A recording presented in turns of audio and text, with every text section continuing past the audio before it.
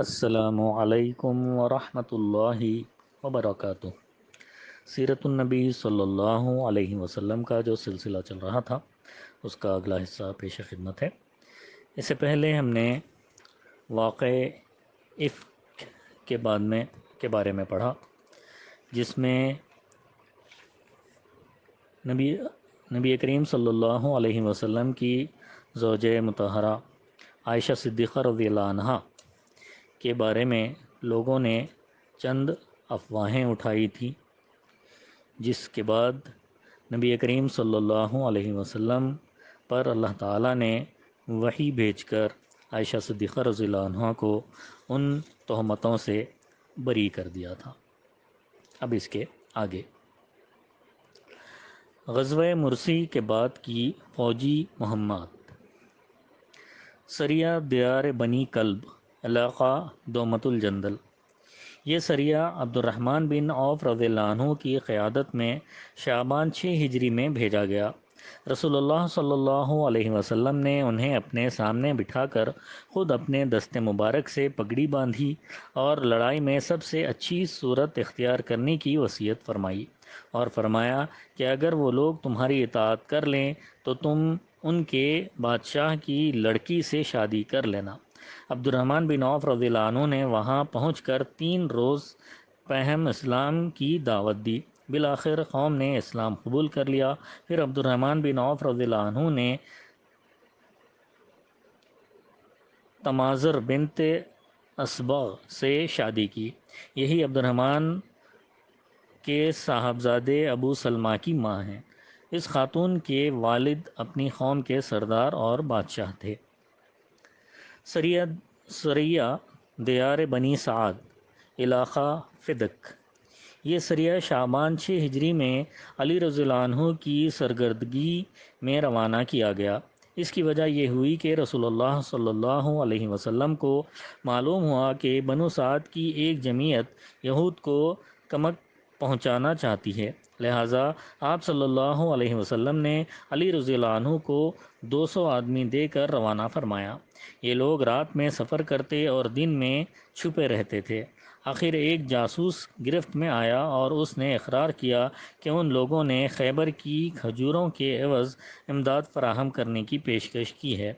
جاسوس نے یہ بھی بتلایا کہ بنو سعد نے کس جگہ جتھہ بندی کی ہے۔ چنانچہ علی رضی اللہ عنہ نے ان پر چھاپا مار کر 500 اونٹ اور 2000 بکریوں پر قبضہ کر لیا۔ البتہ بنو سعد اپنی عورتوں بچوں سمیت بھاگ نکلے۔ ان کا سردار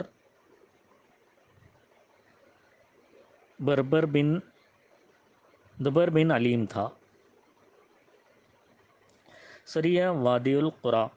یہ سریہ ابو بکر صدیق رضی اللہ عنہ یا زید بن حارثہ رضی اللہ عنہ کے زیر قیادت رمضان 6 ہجری میں روانہ کیا گیا۔ اس کا سبب یہ تھا کہ بنو فزارہ کی ایک شاخ نے دھوکے سے رسول اللہ صلی اللہ علیہ وسلم کو قتل کرنے کا پروگرام بنایا تھا، لہٰذا آپ صلی اللہ علیہ وسلم نے ابو بکر صدیق رضی اللہ عنہ کو روانہ فرمایا۔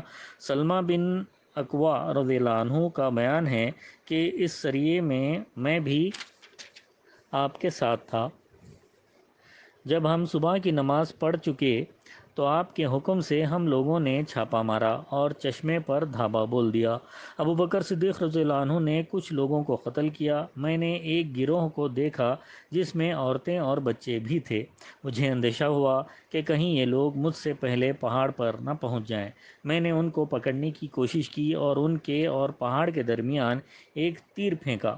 تیر دیکھ کر یہ لوگ ٹھہر گئے۔ ان میں ام قرفہ نامی ایک عورت تھی جو ایک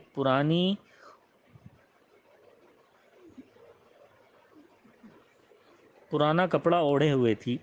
اس کے ساتھ اس کی بیٹی بھی تھی جو عرب کی خوبصورت ترین عورتوں میں سے تھی۔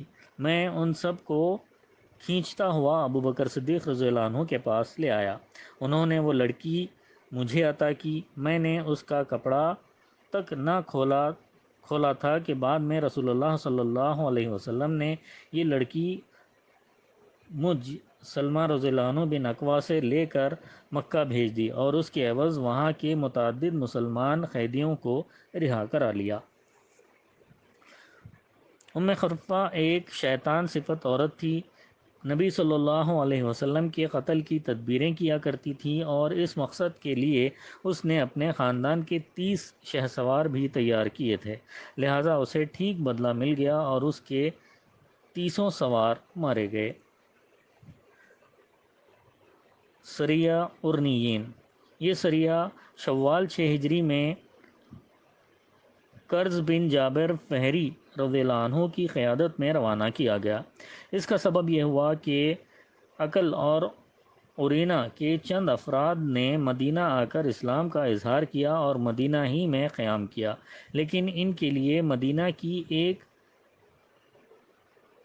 ہوا راس نہ آئی اور نبی صلی اللہ علیہ وسلم نے انہیں چند اونٹوں کے ساتھ چراگاہ بھیج دیا اور حکم دیا کہ اونٹوں کا دودھ پئیں۔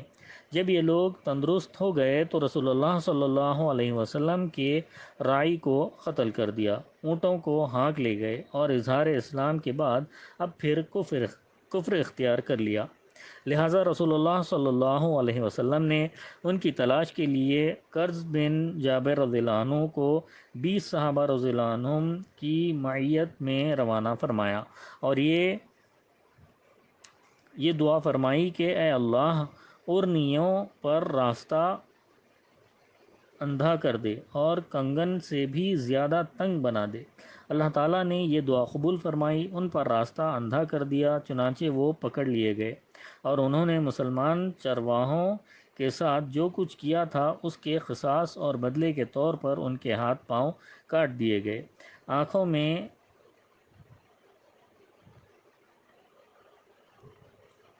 میں گرم سلائیاں پھیری گئیں اور انہیں حرہ کے ایک گوشے میں چھوڑ دیا گیا جہاں وہ زمین پر تڑپتے تڑپتے اپنے کیفر کردار کو پہنچ گئے۔ ان کا واقعہ صحیح بخاری وغیرہ میں انس رضی اللہ عنہ سے مروی ہے۔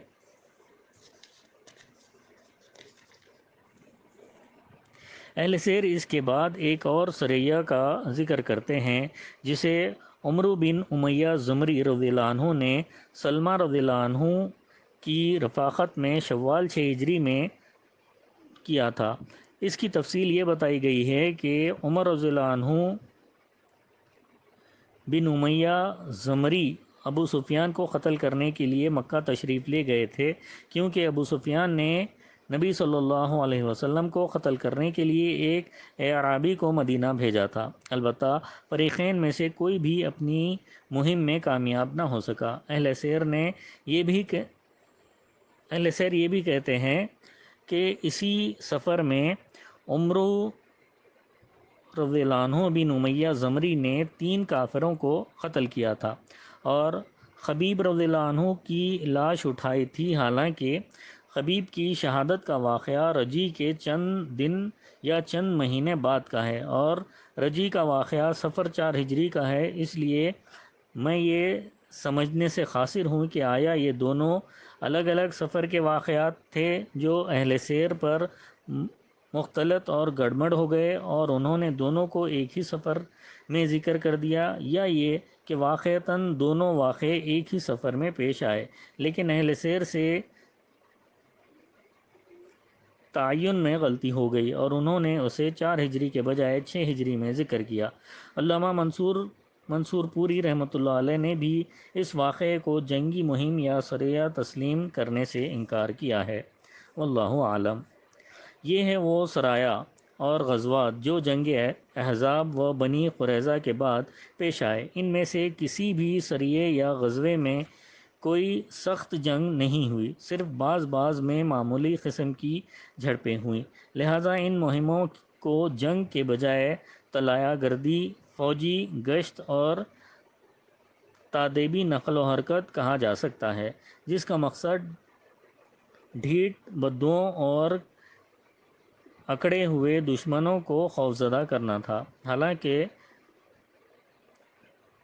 ایسا ہی ہوا۔ حالات پر غور و فکر کرنے سے واضح ہوتا ہے کہ غزوہ احزاب کے بعد صورتحال میں تبدیلی شروع ہو گئی تھی اور اعدائے اسلام کے حوصلے ٹوٹتے جا رہے تھے۔ اب انہیں یہ امید باقی نہیں رہ گئی تھی کہ دعوت اسلام کو توڑا اور اس کی شوکت کو پامال کیا جا سکتا ہے، مگر یہ تبدیلی ذرا اچھی طرح کھل کر اس وقت رونما ہوئی جب مسلمان صلح حدیبیہ سے فارغ ہو چکے۔ یہ صلح دراصل اسلامی قوت کا اعتراف اور اس بات پر مہر تصدیق تھی کہ اب اس قوت کو جزیرہ نما عرب میں باقی اور برقرار رہنے سے کوئی طاقت روک نہیں سکتی۔ صلح حدیبیہ، ذی قعدہ 6 ہجری۔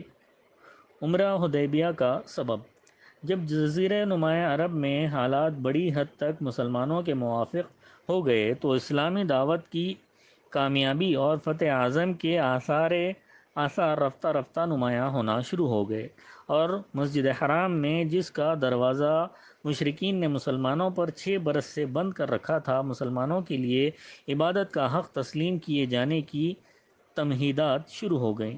رسول اللہ صلی اللہ علیہ وسلم کو مدینہ کے اندر یہ خواب دکھلایا گیا کہ آپ صلی اللہ علیہ وسلم اور آپ صلی اللہ علیہ وسلم کے صحابہ کرام رضی اللہ عنہم مسجد حرام میں داخل ہوئے۔ آپ صلی اللہ علیہ وسلم نے خانہ کعبہ کی کنجی لی اور صحابہ رضی اللہ عنہم سمیت بیت اللہ کا طواف اور عمرہ کیا۔ پھر کچھ لوگوں نے سر کے بال منڈائے اور کچھ نے کٹوانے پر اکتفا کیا۔ آپ صلی اللہ علیہ وسلم نے صحابہ رضی اللہ عنہم کو اس خواب کی اطلاع دی تو انہیں بڑی مسرت ہوئی اور انہوں نے یہ سمجھا کہ اس سال مکہ میں داخلہ نصیب ہوگا۔ آپ صلی اللہ علیہ وسلم نے صحابہ کرام رضی اللہ عنہم کو یہ بھی بتلایا کہ آپ صلی اللہ علیہ وسلم عمرہ ادا فرمائیں گے، لہٰذا صحابہ کرام رضی اللہ عنہم بھی سفر کے لیے تیار ہو گئے۔ مسلمانوں میں روانگی کا اعلان۔ آپ صلی اللہ علیہ وسلم نے مدینہ اور گرد و پیش کی آبادیوں میں اعلان فرما دیا کہ لوگ آپ صلی اللہ علیہ وسلم کے ہمراہ روانہ ہوں، لیکن بیشتر اعراب نے تاخیر کی۔ ادھر آپ صلی اللہ علیہ وسلم نے دھلے کپڑے پہنے مدینے پر ابن ام مکتوم رضی اللہ عنہ یا نمیلہ رضی اللہ عنہ کو اپنا جانشین مقرر فرمایا اور اپنی قصوہ نامی اونٹنی پر سوار ہو کر یکم ذی قعدہ 6 ہجری روز دوشنبہ کو روانہ ہو گئے۔ آپ صلی اللہ علیہ وسلم کے ہمراہ ام المومنین ام سلمہ رضی اللہ عنہا بھی تھیں۔ 1400 اور کہا جاتا ہے کہ 1500 صحابہ کرام رضی اللہ عنہم ہم رکاب تھے۔ آپ صلی اللہ علیہ وسلم نے مسافرانہ ہتھیار یعنی میان کے اندر بند تلواروں کے سوا اور کسی قسم کا ہتھیار نہیں لیا تھا۔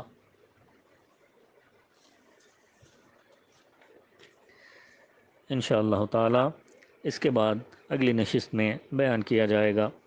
اللہ تعالی ہم سب کو نبی کریم صلی اللہ علیہ وسلم سے جیسی محبت کرنی چاہیے ویسی محبت کرنے والا بنائے، اور نبی کریم صلی اللہ علیہ وسلم کے نقش قدم پر اپنی زندگیوں کو گزارنے والا بنائے۔ آمین ثم آمین، وآخر الدعوانا ان الحمد للہ رب العالمین۔